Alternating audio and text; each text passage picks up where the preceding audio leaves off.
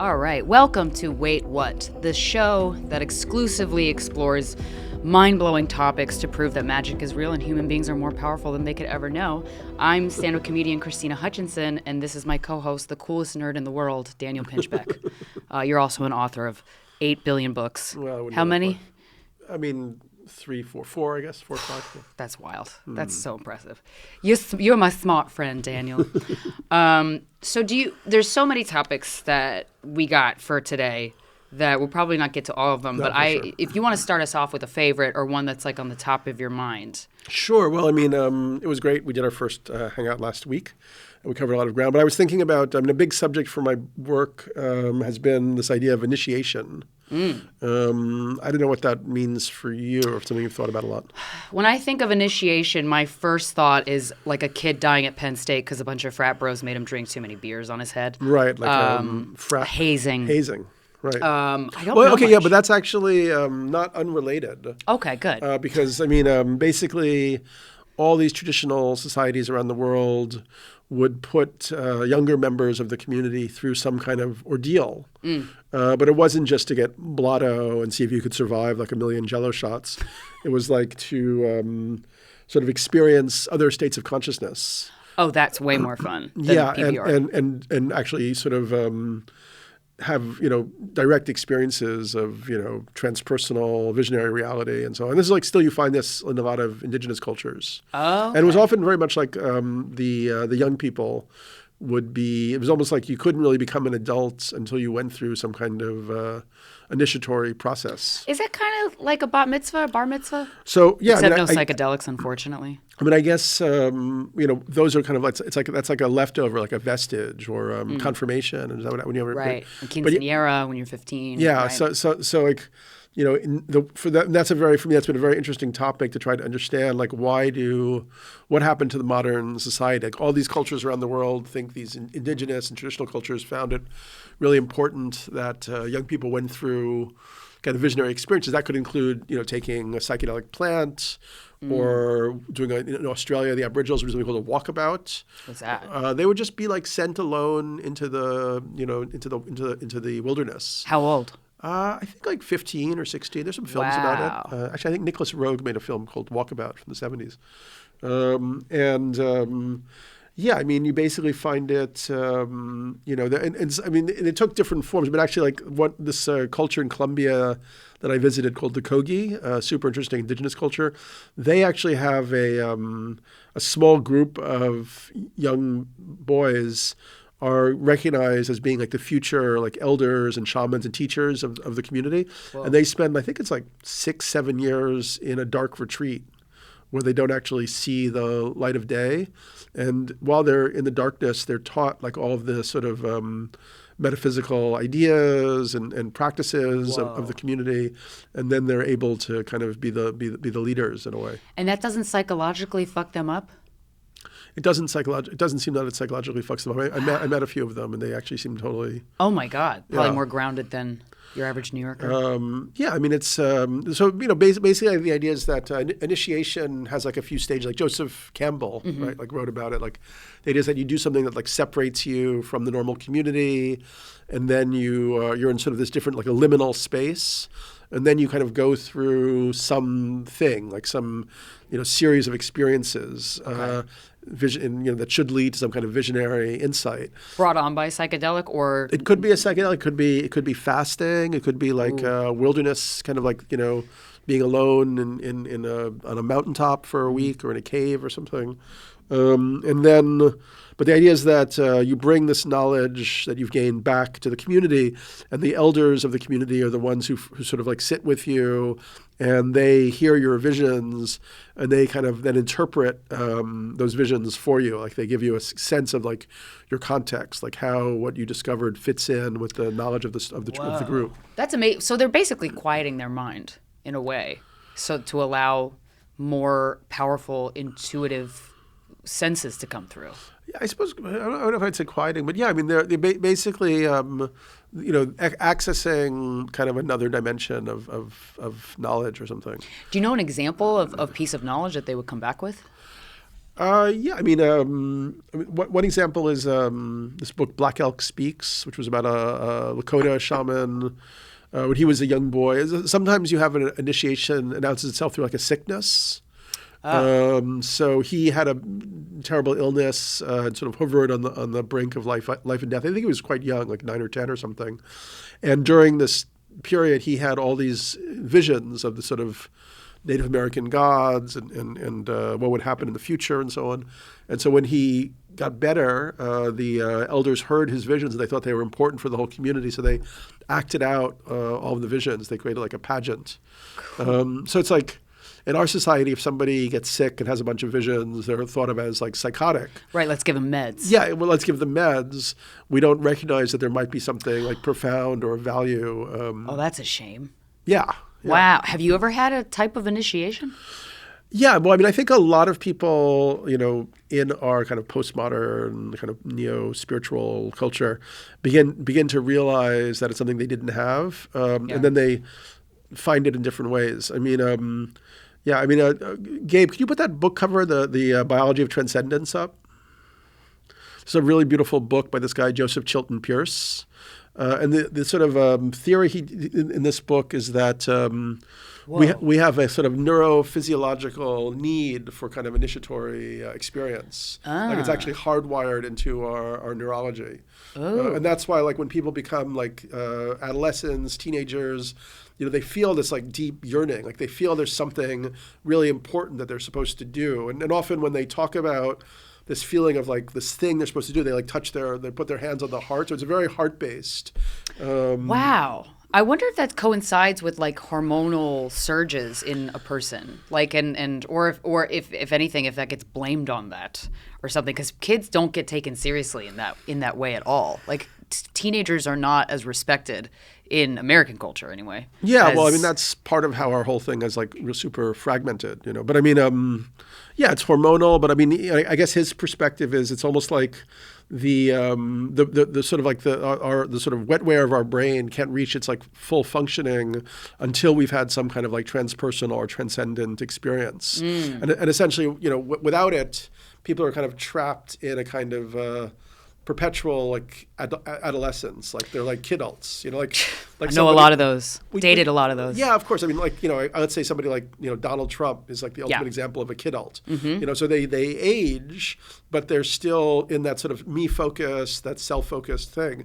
And the idea is that once you have this, go through a transpersonal initiatory, journey, you have a bit more of a context and a bit more of a higher knowledge. So then you can actually, in a tribe, tribes are very tightly, and they have to all really function together. They don't feel that you can be an adult member and have like adult responsibility until you've had some kind of transcendent or visionary experience through initiation. That's amazing. So it's humbling. And grounding, which a lot of people need. And it makes you feel that beyond your individual self, there are things that are more important that may include, your whole community or your culture or nature or something like that. Yeah. If I wanted to do some sort of initiation experience, what would I do? Could I just go into the woods with no technology or? Yeah, I have friends who lead vision quests, and they have people do exactly that. What's a vision quest? A vision quest is where they just like set you up on like a mountaintop or in the wilderness. Oh shit! You create like little pouches out of like tobacco leaves, and you put them around you, and you just spend could be 3 days without eating or drinking anything. Whoa. Okay. Wow. Or even more time than that. But there's all sorts of. Sun dancing is another form of initiation, and now there's like a modern sun dancing was only men. That's like. Do you know about sun dancing? No. So that's like Native Americans, like the Lakota, would like do this thing where they dance in the hot sun for days on end. And I think they even they put hooks through their pectoral muscles and hang them from trees. Ooh, juicy. And the idea is that they're giving their energy to the earth and their blood to the earth and so on. But now there's a moon dance, so there's a modern version for women that one of my friends are involved with. Oh, I do moon circles with my girlfriends. Yeah, that's a slightly different thing. But there's also visionary plants. Is one way to have a kind of initiation experience. Oh, like a psychedelic? Yeah, like ayahuasca or peyote or whatever. And then, there's just, you you can even do it through yoga, meditation. I mean, whatever you do as a discipline that kind of takes you outside Beyond of yourself. So, I mean, I think that was one of my discoveries, I guess, even writing my first book, Breaking Open the Head, was that, modern society had lost any kind of idea of initiation. But we were on this quest for a kind of initiatory experience, like culturally. Yeah. And so that's like when you see like the whole psychedelic renaissance happening now, it's like, or like the huge popularity of like meditation and yoga and esoteric stuff. It's all this desire for kind of a rediscovery of some type of initiation. But kind of what I think is also lacking. Now we have many, many people going through, let's say they go do ayahuasca or they go through these meditation retreats or they go to Tony Robbins and walk on hot coals or whatever. But there isn't really like those elders, those wise elders who then sort of help you understand the experience and transition you back into the culture in some way. Right, and process it. So if I wanted to experience some type of initiation, it would only really be complete if there was that type of figure involved in the after the experience to kind of integrate it. Yeah, I guess that's the theory. I mean, now actually you find in the whole ayahuasca explosion, in the psychedelic explosion, there's now like a whole new career of integration coaches. So, once you've gone through ayahuasca, you might meet with somebody like, once, like a week after, then like a month after, then like 6 months after to really, but then you'd have to trust that person has some kind of wisdom around it. Right. The rise in narcissism. I know narcissism, that's a word that gets thrown around a lot. And I would say it's not so much a rise as in rise in awareness of narcissism. I think it's probably a rise of narcissism.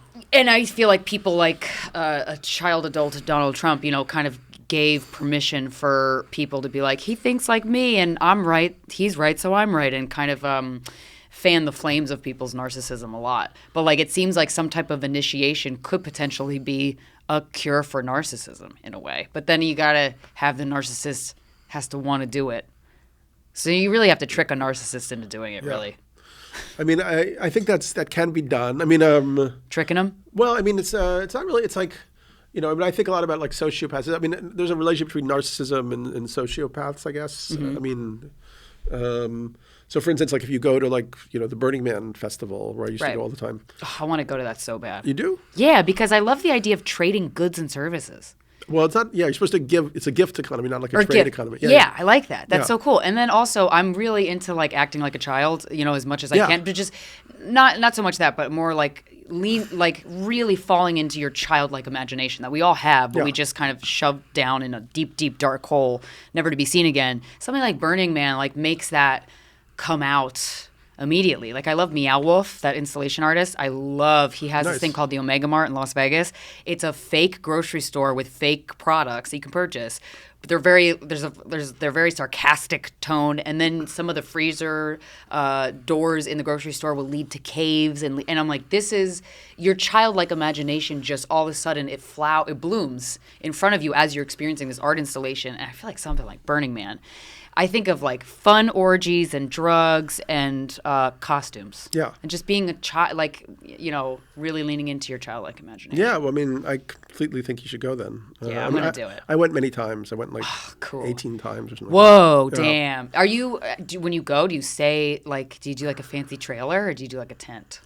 I've done it many different ways. I mean, at this point, I would probably only do it in a trailer. Or another, actually, a really nice way to do it is a kind of air-conditioned yurt. Like different camps will build structures because the trailers definitely feel very ecologically like wrong. Somehow, okay. But an AC yurt, thumbs up. I like AC yurts. I mean, the trailers are fun. I mean, they are quite fun actually. They become their own little worlds at Burning Man. But yeah, I guess I was mentioning Burning Man because originally, and I feel like Burning Man has become sort of more maybe like shallow in a way as time has gone on. Instagrammy.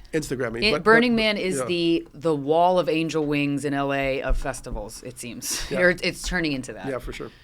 But originally, because they have these principles like leave no trace and it's a gift economy and so on. So, you could then take like even like a narcissistic sociopath corporate lawyer, like CEO. You lure them in with the orgies. Well, yeah, you send you them to Burning Man, and then they would quickly realize, because those types of people, really what they try to do is maximize their personal advantage in any situation. Right. So if you create like a social context where you maximize your personal advantage by like, cleaning up everything and hugging everybody around you and giving away your drugs, then they'll just do that because that's the way to maximize their advantage. Whoa. There's got to be a campaign to trick narcissists into going to Burning Man. Well, there is a campaign. Burning Man. It's called Burning Man. Yeah, exactly. It's called go on Instagram and look up hashtag Burning Man. Yeah, because Burning Man definitely became very much like an A-list, like all the kind of elites of the tech industry. Oh, really? The Illuminati kind of banking families and all the stuff. Is the Illuminati real?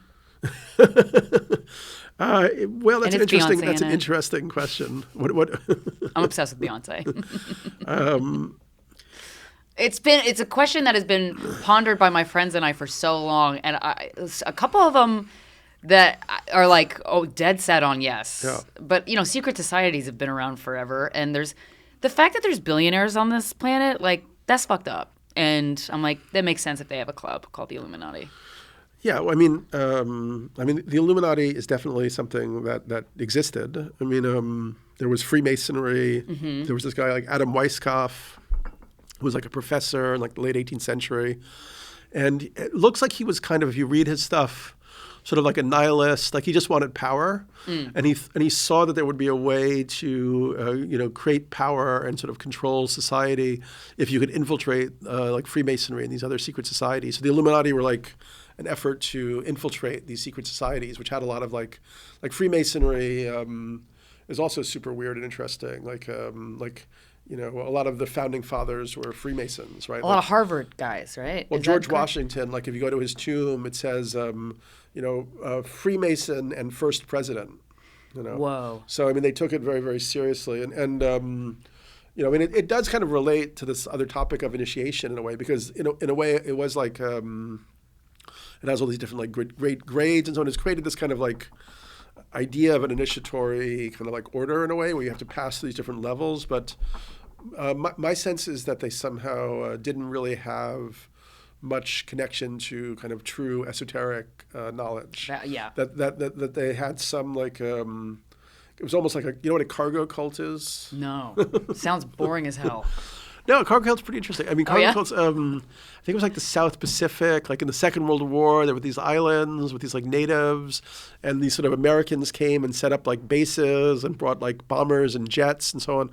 And the natives kind of saw these as like magic, So when they left, they built kind of like wooden models of the planes and the boats, and would sort of worship them and their like ceremonies and stuff like that. Whoa, yeah. If they've never seen a plane before, yeah. You can't understand the mechanics and engineering of that away.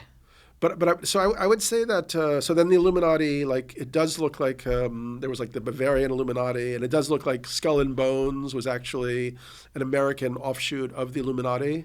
Okay, I've heard of that one. Is that all? It's all rich people? What's that? Is it all rich people? Well, these clubs? it's a private club in Harvard, like George Bush. I think. One year, Kerry and Bush were both members of the two people running for election were both Skull and Bones members. So it's obviously very powerful. Can girls be in these clubs? I think no, I don't think in Skull and Bones. Up. Yeah, I don't think so. That's fucked up. Yeah, that's true. Well, the Skull and Bones thing is definitely fucked up. The idea is that they. So I guess it's a lot of these things require some effort and time to sort of unpack. At least my way of thinking about it. Of course. Let's say there are kind of occults, secret, invisible forces in the universe, in the world. And they like to kind of play with humans and kind of like sometimes like deviate us and like mess us up. And some of them are kind of malevolent. Some of them maybe are good, like there's angelic ones. It is possible that these secret societies have a kind of pact with these kind of occult beings. Wow. And that there are these kind of energies that pass through these secret societies. And speak through them. Yeah, in a sense, or that people who go through. So it's like if you're in the Skull and Bones, you have this. You get really drunk and you have to confess all your sexual secrets, and then you sign you make like an oath of fealty, maybe even like a blood oath on the statue of Geronimo they have there, which sort of represents the native people that we committed genocide against and so on. Wow. So you're actually and they just probably think they're doing something, drunk and fun. It's like, goofy. They don't necessarily think that they're actually doing something that has an occult significance. Yet it could be that they're actually being, linked to an occult these kind of beings, lineage. These energies. Energies, yeah. So is the getting wasted and spilling all of your sexual secrets, is that ever used as leverage against these people in the way that Scientology is like, come to my office and tell me all the things you fucked up in your life and I'll hold it against you when you act the way I don't want you to act? That's a good question. Well, they would have all been in their 20s. I mean, they would have been like college students, whatever. There's a lot of sexual secrets for college students. Yeah, who the hell knows? But I mean, certainly, as we've seen with like Jeffrey Epstein, Jeffrey Epstein was all about like compromat, right? He was like, what's that? Compromat? It's basically getting compromised sexual information to use against a powerful person. Okay. Yeah. Similar to the way Scientology like uses stuff against you. Yeah, like, exactly. Yeah. So it is a leverage point for sure. Oh, damn. Yeah. Well, I'm bummed that girls can't be in this group. Not that I want to be in that group, but like, it seems powerful. Something I wanted to ask you about was something that you've done a lot, more than I thought. I have the DARE program fucked a lot of me and my generation up in that it scared us from drugs, and I have all of these ideas that are getting debunked as I get older. But one of them is that, like, I know certain drugs like LSD, there's examples of famous people frying their brain on them, but like they have to do them a shitload of times, I presume. Things like DMT. DMT is something I thought you could only do once, and then your brain and nervous system would get, for some reason, I don't know where I got this, but probably DARE, would get fucked up. You said you've done DMT 18 times? Oh, I don't know exactly how many. Oh, okay, but like a bunch, more than 10. Yeah. Yeah, well, I mean, going back to the point you just made, I mean, I actually would say there are dangers to psychedelics, and I would say that actually I, experienced some of that myself. Like there was a time when I feel that like, because now, like with the psychedelic renaissance, and psychedelics have gotten so much positive press, and there's like this huge effort now to kind of normalize them and make them into healing tools and legalize them and therapize them. Yeah, and a lot of the evidence, is really amazing. Although not all of the kind of tests are going so well. Which is important to look at the bad stuff so that we can get an honest overview of what we're in for. Yeah, like Compass Pathways is like, a $1 billion company that like people like Peter Thiel have invested in, a lot of Silicon Valley kind of libertarians. And I think they just did an initial study with psilocybin. And some people were very freaked out by it and actually felt that it didn't help them at all. The psilocybin made them, fuck them up? Yeah. Well, I mean, is it an instance where it shows you trauma that you didn't know you have? I mean, that'll freak somebody out. However, you could argue that is very healing if there's integration afterwards. And yeah. I think that, from my perspective, there's a lot of potential benefit, but the jury is still out. And I would have to say that, I had a trajectory where I became kind of like, because I wrote that first book, Breaking Open the Head on psychedelics, and suddenly I was seen as like the next Timothy Leary or Terrence McKenna. And then I was going to all these festivals, and I was doing a lot of, psychedelics, and I was doing a lot of them in, somewhat unprotected scenarios and so on. What's an unprotected? Well, like not in a shamanic ceremony, not with like some guide or whatever. And I think it actually had negative impacts on me that it's taken me a while. I think I became too impulsive in some ways, like quick to get angry. Interesting. Kind of, I think it's, there was underlying maybe patterns of trauma that they didn't help with at all. But I wasn't really doing it in psychological therapeutic context. So. Right. Which I still would like to do. Yeah. So anyway, so I think that, the whole psychedelic subject is more complex than we're now getting. It's like it's gone from the extreme of these are all horrible and negative. These are the devil's drugs, and now this is a cure-all. Yeah, exactly. It's neither of those things. Yeah, I mean, they're incredibly powerful tools for, the human mind, and tools are also very dangerous. Like the more powerful the tool, the more dangerous. Yeah, because the person who's holding the tool in their hand has to know what the fuck they're doing, right? Yeah. But go ahead. Well, but that brings me to DMT. I read this book called The Spirit Molecule. It was very fascinating. What do you know? What is DMT, and what is your experience with it? So, dimethyltryptamine, right? There's actually two types of DMT. Oh, I didn't know that. There's NN-DMT and 5-MeO-DMT, and they have very markedly different effects. So both of these compounds appear in many plants. The 5-MeO-DMT is one of the purest forms comes from a toad. Okay. The bufo toad in the Sonoran Desert of Mexico, also in Arizona, you can find it. It's like a secretion. You can scrape off the toad secretion and dry it out. Who the hell discovered that? It's a good question. A guy who licked a toad. What's that? A guy who Probably licked a toad? local native people must have Right. figured it out somehow. Damn. I don't know if it was like a poison for the toad or how the toad protects itself or whatever. Right. But anyway, so but generally, actually, we don't even know like why so many plants produce DMT and NN-DMT and 5-MeO-DMT. And DMT has been used by indigenous cultures in like South America, for as long back as we know. I mean, a lot of them use the snuff powder, like yopo, that contains like a DMT. But with modern techniques, we can obviously extract the DMT and make it extremely pure, and then smoke it or inject it. Mm-hmm. So I've never done the injected part. I didn't even know you could inject it. Wow. Yeah, well, they're doing a lot of. They're doing a lot of trials right now. In fact, I have a group of my friends are doing research on extended state DMT. Whoa. Because normally when you smoke DMT, it only lasts like 5-10 minutes, 15 minutes at the max. But if they figured out that if you have like an IV drip, you can keep people in the high dose DMT state for like an hour or more. Wow. And have they done that with anybody yet? Yeah, my friends are a group of friends of mine are working with Imperial College. And it's in London. not fucking people up like they're because I've not heard stories from my friends. So this is my only sample size of stories. But like they've never had bad experiences on DMT. If anything, it was just like lackluster. Like nothing really happened. But the thing that excited me about it, or that like piqued my interest, was one, time goes away.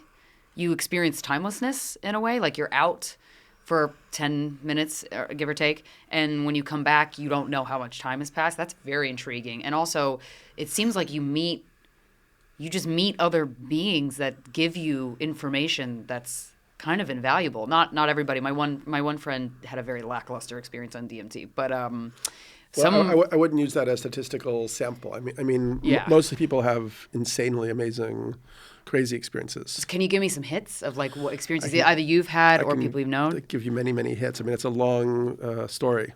Let's go.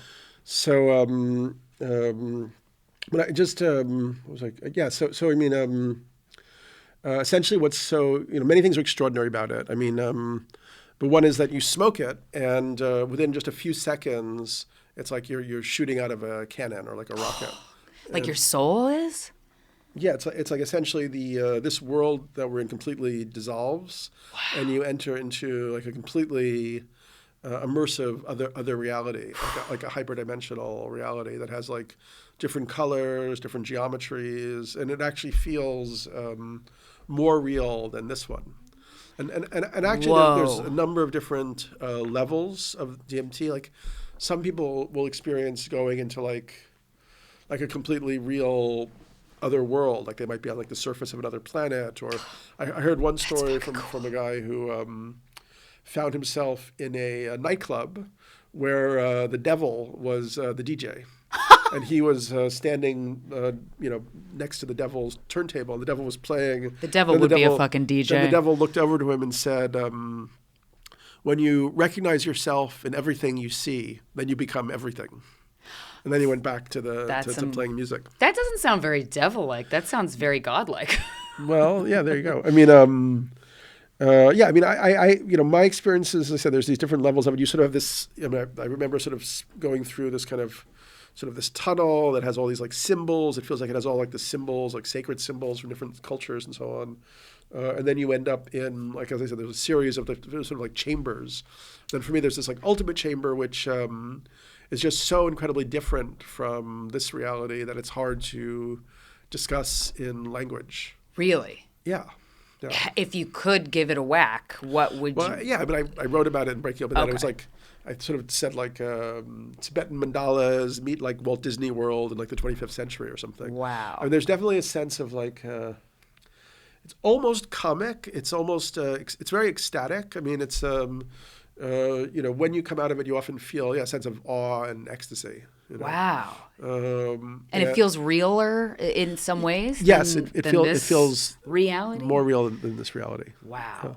Wow. That sounds way fun. Yeah. No capitalism there. What's that? No capitalism or starvation there, or like all the terrors of planet Earth. Right. I mean, often people feel, but then as I said, there's these different levels, and then there's sort of maybe this final like arrival chamber or whatever. But people feel that they're like beings who play with them. Like Terence McKenna talked about the machine elves of hyperspace, Nice. who often seem to have these kind of devices, these like constantly changing. They're like trying to give you these like sort of Fabergé eggs made out of like molten geometries or something. Wow. Have you ever been given information about your life or life in general from these experiences? I have never found that DMT. So DMT is also a part of the ayahuasca brew. Okay. You knew that, right? Yeah. I did now. So the ayahuasca is made up of two plants.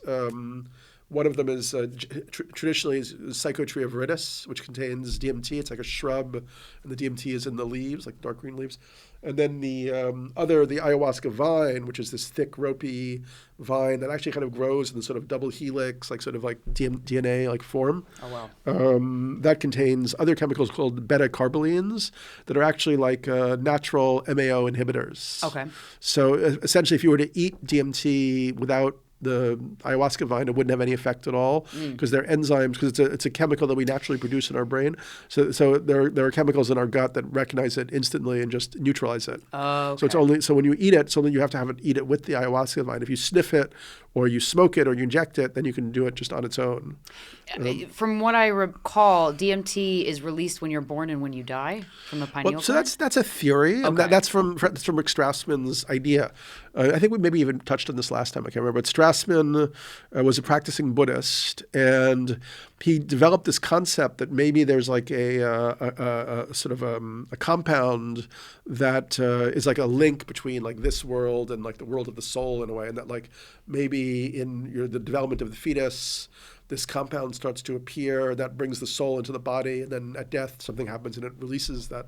So he looked at first melatonin, which is produced in the pineal gland, which modulates like kind of like our relationship to like darkness, our sleep cycles, and so on. Or light, I guess, and that didn't really do very much. And then he discovered DMT, and he found that according to traditional Buddhist texts, the soul is thought to reincarnate 7 weeks after death. Right. And the pineal gland, which is this unique like organ in the center of the brain that is sort of like an evolutionary third eye, like reptiles' pineal gland still has like a cornea and lens on it and stuff, appears in the brain 49 days or 7 weeks after conception. Oh, okay. Which is lending itself to the theory that... Yeah, that somehow there's a correspondence here, like some kind of numinous knowledge that the Buddhists possess. So his theory is that when you have like a near-death experience or on the threshold of death, the pineal gland releases all of this DMT, and that leads to these visions and so on. But that's not really verified, I don't think. And the other thing is that when he you read the book, DMT Spirit Molecule, people were not really having like quote unquote like spiritual experiences. They were having more kind of like alien laboratory like experiences. That's not like a lot of them got sort of creeped out, and then actually he began to feel that it was having like negative effects in his life, and like his wife got cancer, and like this sort of psychic intuitive like body worker he was working with said that working with DMT in these laboratory settings was actually bringing these sort of energies or entities into this world, and they were causing problems. Then he stopped doing the whole thing. Okay. There is, I don't even know what the hell book I got this from, but there's a connection between like alien life and certain plants. God, I wish I could remember it. And I'm wondering, like, it's very interesting that so many people had experiences with alien life, poking and prodding and experimenting through doing this one drug. It wasn't DMT? Through DMT. Yeah. Like, so there's so many people that had a similar experience. I'm like, what the fuck is that? Mm-hmm. What is that? Like, what is that? Yeah, well, I mean, you can look at it in many ways. I mean,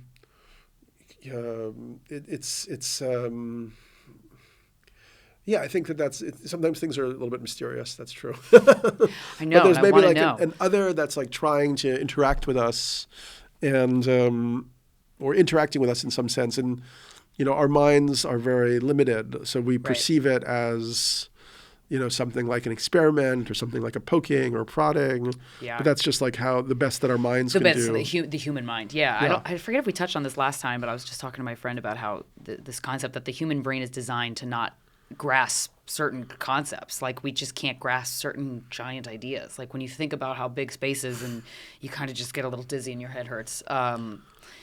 Yeah, so I'm like, wow, we're a little, and I've heard Laura Lynn Jackson describe this as what kind of when we enter a human body, when we're born, we have a dunce cap that gets put up over our spirits. And a lot of times people with like psychotic illnesses and stuff, it's like their dunce cap is a little tilted so that too much stimuli is getting in, and you can have something like schizophrenia. Because it's just information overload that a human mind is not capable of handling all at once. That sounds kind of accurate to me. Yeah, it was very intriguing. It felt right. Yeah. I mean, I had another friend who did DMT for the first time. She was like a very powerful woman who like built like a big online like fashion company and stuff like that. And she had a horror experience, which I've also heard from other people, where essentially she felt that she was like in this sort of like crib with other beings. They were being watched on for these other beings, but it was like it took like they couldn't get out of it. They were locked into it for like what felt like a century. Oh, that's not good.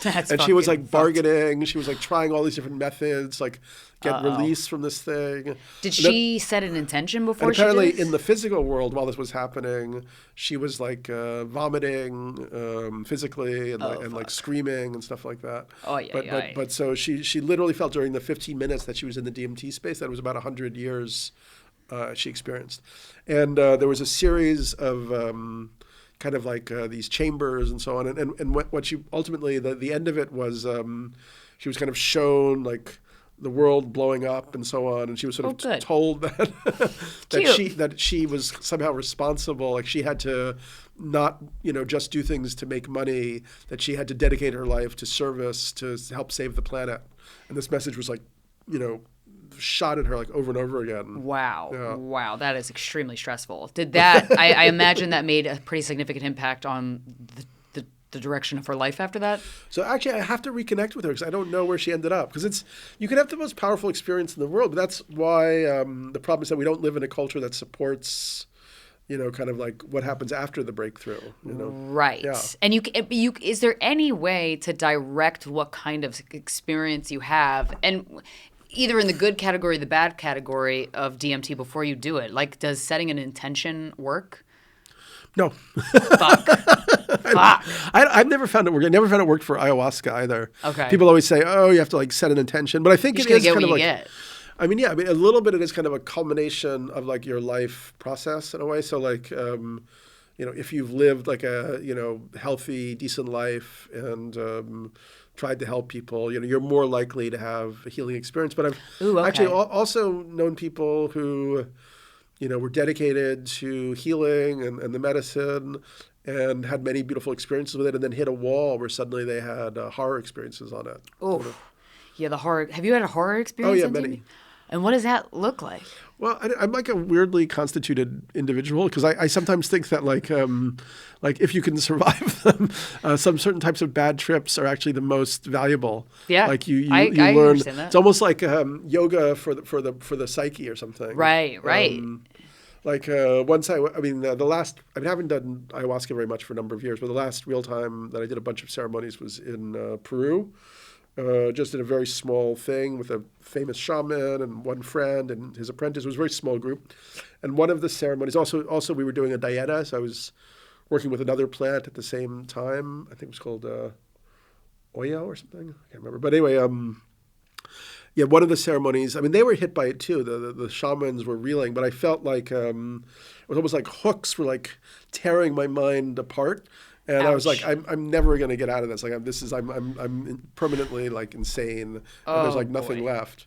But then after the ceremony, it all kind of like reconfigured, and it almost felt like sort of like strange, like a yogic experience for the brain. They were breaking open your head. Exactly. They were actually like tearing apart my psyche. Daniel. Wow. And were you scarred emotionally from that? No. Good. No. Okay. But I think, it's a very deep discussion, which we discussed a little bit last time. Like, there's so many different types of trauma and how you respond to those traumas or whatever. But I mean, like, and Carl Jung talked about how like the wound is the gift in a way. So like, some people have certain configurations that allow them to deal in a way that's not even problematic with certain experiences, but then maybe another experience that somebody else would have no problem with is really difficult for them or really destructive or something like that. Yeah, and the types of traumas, you can be dealing with generational trauma that you don't even know about. Or well, you always are, I think. Yeah, ancestral trauma or trauma from past lives. And yeah, that's another one. When I read Dr. Brian Weiss's book about past life stuff, and he detailed all these clients figuring out the ailment that carried through to the next life had roots in a previous one, and you're like, what? Humans are fucked. Yeah. There's so many different ways we can be fucked. And so, these healing modalities are very intriguing. Yeah. Around DMT, I have a bunch of friends who are really on the cutting edge of research right now. There's this one guy who we should have talked to on the show one time, Andres Mielsen. He has something called Qualia Foundation, and he's investigating the phenomenology of DMT states. Okay. And he's actually kind of like analyzed, because as I said, like, there's these different kind of like, how would you say it? Like stages or dimensions of the experience. And they actually have different visual corollaries, different geometries that you feel embedded in. And to his credit, it must be quite courageous work, but he's just done many, many experiences. He and his co-researchers to map out. So it's like they're doing a cartography of the DMT space. So each trip has the potential to be in one of these categories. Yeah, or multiple, or pass through multiple of them in one trip. You really don't know what you're going to get until you do it. You don't kind of know what you're going to get until you do it. Right. Yeah. Wow. But then another friend of mine, he's a wonderful guy, quite wealthy, who's very intrigued because when he did ayahuasca and other experiences, he really was convinced that he came into contact with entities that were like outside of himself, like even like an alien? Yeah, not a ghost, or a deity or God or the devil or something. Okay.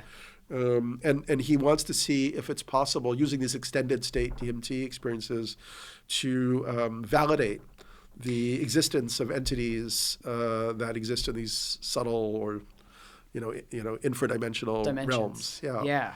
How do you validate that?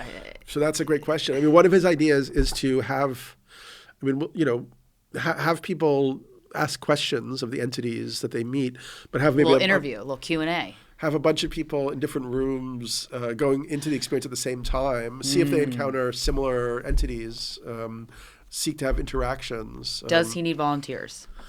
Yes. Because I would do it. But you need to be, at the moment it's all being done in England, so you have to be on the English health system. Ah, damn it. Yes. In fact, he wants me to do it, but I can't do it because I'm not part of the English health system. I don't actually know if I want to do an hour-long DMT. Fuck it. The mentality that you said earlier of like, these bad experiences with psychedelics and DMT, if you could survive them, there's a lot of strength to garner from that. I'm the same attitude. Yeah. But also, too, like, because I experienced a lot of emotional terror as a child, I'm like, nothing. Give me what you got. Yeah. I can handle it. It's fine. All right. Well, it might suck, but It's time to send you to shaman school then. Well, and I wonder too. I would love that. A guy who read my Turkish coffee grounds did say I was very Mother Teresa-like. Really? But if you go into any of these, was that in Turkey? No, he was from Turkey though, and he had the thing that heated the sand imported from Turkey, and he explained it to us. But if you go into one of these like a DMT trip, because I really want to do it. I want to do it on the show. I want to show. Sure. I want to do it. Yeah. In front of the camera. But if you go into it with this mindset of like, no matter what you experience, if it's good or bad, if you feel like if you're never gonna get out of it, you are. So don't gotta worry. Yeah. Can you really quell that fear? Like, or does all of that prep work mentally and emotionally go away once you're experiencing the drug? Well, yeah, it's, once again, it's somewhat individual. I mean, I definitely, feel there's always a little bit of fear, even if you're aware, but, even if you've done it a number of times or whatever. Yeah. I also did want to mention that there's the world, this is, we've all been talking about the entities and so with the NN-DMT. Then you have the whole experience of the 5-MeO-DMT. Okay. Have you heard about that one? No. Really? Oh, well, I might have read about it in the Spirit Molecule, but it's No, you didn't talk about that. Okay, yeah. I was like, I don't remember it, but it's possible he touched on it. So 5-MeO is more of an experience of the void or nirvana. Ooh, that one I like.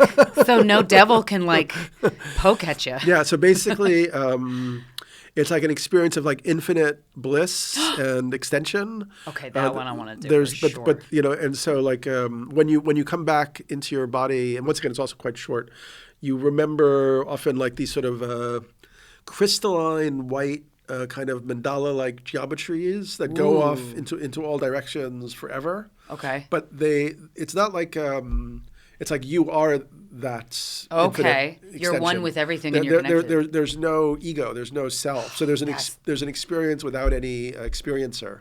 That's amazing. Yeah. So have you done that one? Many times, or enough. And would you say it's blissful? Well, I would say the experience is amazingly ecstatic. For the high point of it, and then a little bit. I found. I mean, it's actually very interesting. I find often that women have a little bit of an easier time with it than men because it's Thank sort God, of. we need one thing. Yeah. Go ahead. I think there's many things. Yeah, a couple. Because it experiences like total surrender. Awesome. Yeah. And that would make sense with masculinity and femininity, how that lends itself. Yeah. So, and some people describe it as like an experience of infinite love, infinite bliss. Some people more feel it as like infinite like emptiness or the void or egolessness, or it sort of makes like the last time I did it, which was a number of years ago now, I did it on like a Mexican rooftop with this famous crazy character who gives people like a huge amount of it. One has them like stand up and then he catches them when you fall down. He's the Van Wilder of that DMT. Who's Van Wilder? Van Wilder is this crazy college guy. There was a movie with starring Ryan Reynolds that I think was actually about my comedian friend Burt Kreischer. Just a party animal. Okay. Yes, exactly. Well, he was like a heroin addict. There's actually a lot of shamans who were addicts. Oh. Well, in fact, one of my theories is that a lot of people who become addicts in our society are actually looking for a kind of initiatory transpersonal experience. I'm an addict I got hooked onto Adderall for a very long time, and I would say that was a proper addiction. Yeah. Yeah. I wasn't like selling my clothes for it, but like, it was an addiction. Like it was me versus the drug. Oh, that's interesting. Yeah. So it's like, because if you look at these indigenous cultures around the world that have shamanic practitioners, it's not everybody in the society. It's maybe 1 out of 10, 1 out of 15 people who has this sort of innate dispensation where they sort of have almost, as I said, like a biophysical, like a need to enter into other states of consciousness. That's how I feel, Daniel. Is that how you feel? Yeah, of course. So we're both shamans. I wouldn't go that far. I mean, to be a shaman, to unpack shaman is a little bit interesting. I mean, the word, it comes from like Siberia, from like the cultures, these sort of nomadic steppe cultures in Siberia who use the Amanita muscaria mushroom. Okay. And in fact, that's also theoretically where the Santa Claus legend comes from. Yeah, you said something in this email with Santa Claus. Is Santa Claus a mushroom? Yeah, because essentially... It does seem like a vision that would be drawn in your head on mushrooms if you didn't know Santa already. Because the Santa Claus is a red and white capped figure. Mm-hmm. And the Amanita mushroom is a red and white capped mushroom. Oh, right. And also there's a traditional relationship between the Amanita muscaria mushroom, the Siberian steppe nomads, and reindeer. Oh. Because the nomads would basically the best way to, I mean, you'd eat the mushrooms. They were very rough. And then you would piss out, and the piss would actually contain a better residue of the Amanita. And you drink your pee. And you would drink your piss. But also the reindeer are apparently huge fans of the Amanita piss. So when they wanted to herd the reindeer, they would just pour a little of the Amanita piss on the ground, and the reindeer would come from like miles away. Would the reindeers have is it psychedelic in nature, this type of mushroom? Amanita, yeah. Would the reindeer have psychedelic experiences, and that's why they freaking fly? Well, I mean, I think if you look at the flying reindeer and the red and capped being from bringing presents from the other world, it's clearly a kind of, a lot of Santa Claus is somehow related to this Amanita muscaria shamanism complex. So a shaman is somebody who has like ethereal knowledge. Yeah, so there was a book by this guy, Mircea Eliade. Shaman is what's it called? Archaic techniques of ecstasy or something. They're like the technicians of the sacred for pre-literate people. Okay. So they're the ones who have like knowledge of the spirit world for healing. Sometimes also for other purposes. What's a technique? What's that? Are these techniques that like a person could do to kind of reach? Sure, like soul retrieval. I've heard of that. Yeah. Is that that's a meditation? It's a specific kind of No, it's a meditation? practice. Like sometimes people their souls get lost. It could happen through encountering, through a dream or whatever else. And the shaman, has the ability to go into a trance and go and kind of like retrieve the lost soul and like bring it back to the body. Oh, so a shaman is needed in this process. Yeah, exactly. Okay, Yeah. so you can't retrieve your own soul. Some people can. Okay. You can try. Certainly. But that's one of the kind of specialties. Or the shaman would also, often they would even just do very prosaic things like figure out where the tribe was going to hunt the next day. Like they would look for visions of like where the animals are. But that terminology comes from this region, and obviously all these other cultures have different names, and the practices are slightly different. Like in West Africa with the Bwiti, the ones who had that knowledge were called Nganga. Okay. The Kogi people, they're Mamos, and they all function slightly differently. In the Amazon, a lot of indigenous cultures used ayahuasca, but it was very much like a warrior practice also. Like the ayahuasqueros would hunt their enemies on the astral plane and shoot poison darts at them and stuff like that. Would it work? Would they get them? I believe probably yes, probably some of the time, yes. The astral plane. What is the astral plane? I've heard a lot about it. You can reach it in meditation, or you could try to kind of connect with it. It's something that exists in parallel to this, to life on Earth, to this reality. Is that accurate to say? Yeah, it's kind of, I guess, the dream realm. Okay. Yeah, it's like the realm of like spirits, I guess. Oh, okay. Yeah. Okay. So the astral plane is what you kind of access, like a medium can access that. Yeah. Yeah, that's what's out. I have heard a story from someone who listens to Guys We Fuck. They wrote in because I was, I was asking for, what have you guys had a woo-woo experience, essentially? A woo-woo experience. And one girl wrote in saying her friend, who's a guy, had a dream that him and his friend that he hadn't talked to in a couple of years, no falling out or anything, they just hadn't talked, and he had a very visceral dream of they were hanging out on a mountain, and then when he saw him next, he's like, this is so weird, but I had a dream, and he's like, we were hanging out on a mountain and talking. They had the same dream, and they had the same experiences, and so that I would chalk up to an astral plane meeting, Absolutely. and then retaining it for when you're awake. Absolutely. How do you access it not through psychedelics? Like, is there a way to access it? Yeah, I think we even mentioned like lucid dreaming last time, Right. certain meditations or whatever. Do you lucid dream? I think I was mentioning last time that it's like something that I have done, but not as much as, I would like to get, I think, maybe I was talking a little bit about the Tibetans have a whole science of lucid dreaming. And like a process on how to access it? Yeah, exactly. Oh, like okay.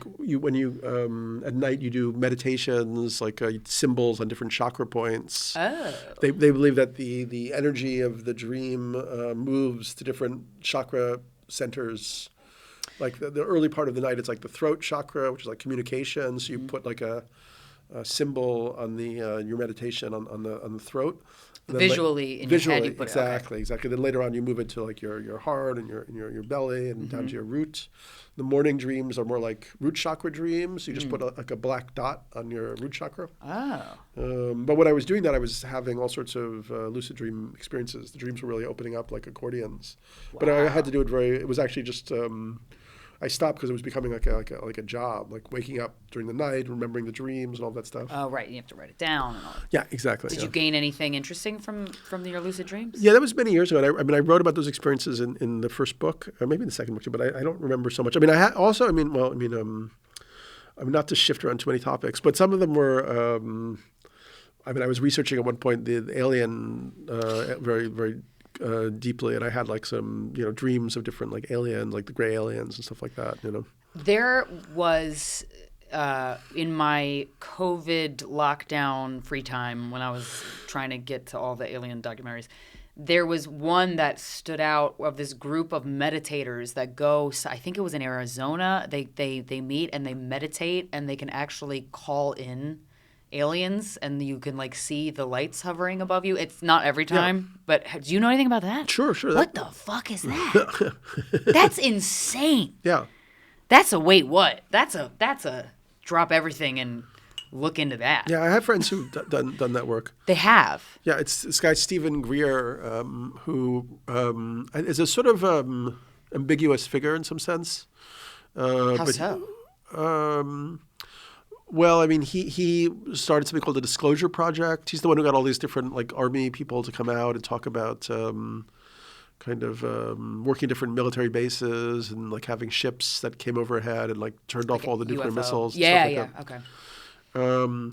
He's just, I mean, I've read some of his books. I think I might have even talked to him a little bit. But he's very convinced that the ET presence is entirely benevolent, and anything that's at all, kind of ambiguous or seems like kind of dark is more like secret ops from the government, from the military. Right. And I just don't really see justification for that. It feels anyway. But yes, apparently he's able to bring down these light manifestations. And people who have done these meditations with him. What do they see? Like, what happens? Well, I think it's moving balls of light, stuff like that. That move in a way that's I don't not. think they're seeing anything like craft or whatever. Right. A guy isn't coming down and being like, "Hey, what's up? I had an experience where I used to organize retreats when I had a company called Evolver, and we did a few in Utah. And once we did a mushroom ceremony, and that night of the ceremony, there were like these two huge balls of light that hovered over the ceremony area for the whole night. Whoa! What do you think that was? Well, I mean, that's a great question. It could be aliens. Some type of ghosts. Consciously directed energy or ectoplasm or something. I mean, Yeah. That's also if you look into like the crop circles, which I wrote a lot about in my 2012 book. People often see balls of light hovering around them, or they believe that balls of light, kind of like make the formations. Like there's even some videos and so on. Oh, there's videos of these balls of light. Because one of the things one. is the grain in a legit crop circle I've read is not broken. It's bent. Uh-huh. And all the ones that were man-made. I know these two guys were like, you can relax. We made all the crop circles, and then it was like you couldn't have been in these places at the same time. So no, you didn't. Then maybe they made some, but one of the ways that you can tell the difference is if the grain is bent or if the grain is broken. Yeah, it's not even. I mean, there was like this group of physicists, what they call Levengood, BLT research or something, Talbot, Levengood. They published papers in peer-reviewed science journals. That showed that there were kind of anomalies in the crops, in the crop circles. So they weren't, as you say, they weren't just pushed down. They were often kind of these like blown nodes or cavities that suggested it was some type of energetic thing from above that impacted the crop in some way, through some technology that we didn't have at that point. Right, Yeah. and the patterns that it produces are very. Sacred geometry? They're very. We should definitely do a whole thing because I'm like I've been I wrote about 100 pages of that about it in one of my books. So I studied it a lot. I spent like a summer out there going to every pattern as it appears. Oh, you've been to the crop circles? Yeah. I spent like a long time out there. Energetically, did it feel different? Energetically, it felt very, very strong.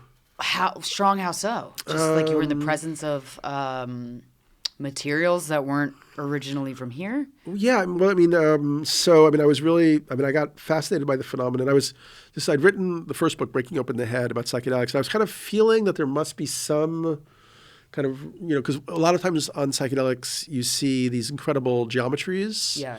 So I was like, is there anything in the world, like physically, that is similar to this phenomenon? And then I, sort of learned about the crop circles. I ended up writing a piece for Wired magazine about them. And then I was able to interview some of the kind of, I ended up interviewing like a whole lot of people, like hackers, sort of artists, hackers, people who make the phenomenon, who believe they're all garbage. Somebody from SETI, who was mocked the whole phenomenon, but then also people who study the geometry and these physicists who claim that they couldn't be made by humans because of what happens to the plants and so on. Right. So then I got more and more fascinated. I ended up renting a place in Glastonbury England. Where they all happen, which is weird. Yeah, well, I mean, many of them. The theory is that according to a channel, which you always have to be careful how you take this, but there's different kind of like let's say interdimensional gateways on the planet or something, and that's the one that sort of was open. Like it used to be like Egypt, it used to be South America, but now it's England. What's that? Now it's England. I mean, it was. I mean, now they've kind of like slowed down, tapered off a little bit. But I mean, and they were very related to the stone circles, like Stonehenge. And Avebury, and this man-made hill, Silbury Hill. Oh, I don't know that one. What's that? What's that? Does that have stone Yeah, that's kind of formations? like considered like it's a man-made hill that was built. I think it's like layers of like crushed shell, and a little bit like an energy something like it was apparently represented the Great Mother or something, and it's actually considered to be literally like the epicenter of the crop circle phenomenon. Like it all like moves around there in like a spiral. Whoa. And so England has a lot of really smart people. It also has a lot of they kind of really got big during like the rave era. So there were a lot of people who were very interested in psychedelics and psychic phenomena, and they were sort of occults. England has a lot of ancient occult traditions too. Mm-hmm. So there were like a lot of sophisticated-minded people who had the ability to go and like study them. Like I have one friend, John Martineau, who I think it was from like the Guinness beer family or something. And he created a software program to kind of examine the geometries of the crop circles. And then he actually applied his software program to the orbits of the planets. And he discovered these like incredible kind of like harmonic geometries in the relationships of the orbits of the planets. Were they similarly? Was that geometry repeated in the crop circles? Yeah, well, I mean, that was one of the. I mean, there was a guy, Gerald Hawkins, who was an astronomer from Boston University, and he began to study the geometries in the crop circles. And he was, he wrote a book on Stonehenge actually, but he actually over time discovered that. There were new Euclidean theorems that the crop circles were showing to us that no human mathematician or geometer had ever discovered. And he actually put them in a magazine, like a contest, could anybody deduce these theorems and so on. He obviously he became convinced that it was almost like another intelligence was like playing with us and showing that it had this like other knowledge or whatever. Has there been messages from like spelled out messages from these crop circles that you've and anything? Yeah, I didn't know we were going to go into this whole area. I would have had like pictures. We could do a whole episode. We should definitely do a whole episode. Because I definitely want to talk to people who also have claimed to have been abducted by aliens, because that is for sure very fascinating. Yeah. But like, what's a message what's one that stands out to you? I would say that there was a consistent message throughout, and once again. Most people think they're all human-made. Some people would say maybe most of them are, but there's sort of like, and this is a big theme in my ideas, my work in general, that there's some kind of like integration of kind of ancient spiritual knowledge and modern scientific, or the fractals. Mm-hmm. Which I think were discovered in like 1980, like fractal mathematics, like the Mandelbrot sets. Okay, that I don't know. It's like some of them were showing the Mandelbrot set, but they were also showing kind of like different sacred symbols as fractals, like the Star of David or something. Okay. So they were sort of showing that there was like this integration of this sort of ancient. Knowledge, spiritual knowledge, sacred geometry, and like modern scientific thought. Okay. Wow. Yeah. Jesus. And there was also one that very specifically had like an alien face that was like a warning to be careful of certain aliens. Oh, really? What aliens we gotta be careful of? The little gray ones with the big eyes. Oh, that's like the one. Well, that's like the pop culture's representation of them. Like E.T., like Steven Spielberg's E.T.? Yeah, the grays, like from the Whitley Strieber Communion. Right, and stuff like right. That. Yeah. Damn. Why? What, I think it would be good if we come back to this and we can actually, get them pictures and put them up and so on. Yeah. We need visuals for this, for sure. Yeah. For sure. Any closing remarks? I know we bounced around, which we will a little bit more until we can kind of dive into like these topics at a deeper level with guests, with visuals, with all that stuff. Yeah. I'm just super excited to be like talking about the stuff with you. I really appreciate like your curiosity and so on. I mean, so exciting. Yeah, there's like so much information, but I think it's like, my feeling is that people can't hold it. I mean, I know this one is going to be like, too much for most people, but until you have like a kind of a worldview that allows you to think about this stuff. So like we've been sort of trapped in a scientific materialist, a very limited worldview about about what the nature of reality is. And like, we discussed this last time, like if you look at what, quantum physics is now telling us about the nature of reality, like the 2022 Nobel Prize for Physics went to these experiments that prove that quote unquote the universe is not locally real. Right. Like when you begin to realize that the physics now is telling us that consciousness is not just a accidental phenomenon out of like a biological, physical process, but somehow consciousness is the foundational reality, and that everything else is like a projection from that consciousness. It begins to give you a framework then for exploring all this other crazy stuff with a more grounded, kind of possibility, Yeah, life is basically a video game. Life is basically a video game. Shit. And then anybody listening, if any of these topics are things that you have personal experiences with, okay? Yeah, DMT experiences, alien abductions, crop circles, energetic. Ghosts, yeah. All these phenomena. If you have an experience or a story with any of these phenomena, I want to hear it. We want to hear it. Because I think that people's stories, mining people's stories is like, that's the secret nugget of life. Yeah. Like hearing other people's experiences. Well, for me, when I wrote my books, it was crucial. Like I had my experiences, but I wouldn't have trusted my experiences by themselves. Right. I needed to read about it and like, from other people, like even reading some of the great stuff like, Rudolf Steiner's autobiography or Carl Jung's autobiography, but then just running into so many people and hearing their direct anecdotes that were so mind-stretching. And the most exciting thing about hearing people's stories is when you see patterns. Yeah. And to people who've never met each other all over the world, and you're like, okay, so we're actually hitting on a truth here when you start to see patterns emerge from people's stories. So the email address to send these to is waitwhat.mailbox@gmail.com. I'm going to repeat that because I mispronounced it. waitwhat.mailbox@gmail.com. If you have any personal experiences, personal stories, with any of the topics that we've been discussing, we want to hear about them. And I would be so excited to see if there's any parallels. Yeah. It's so exciting. We'll get there. Woo! This has been fun, and I'm not going to stop thinking about this until next time we talk. Thanks for listening. Thank you.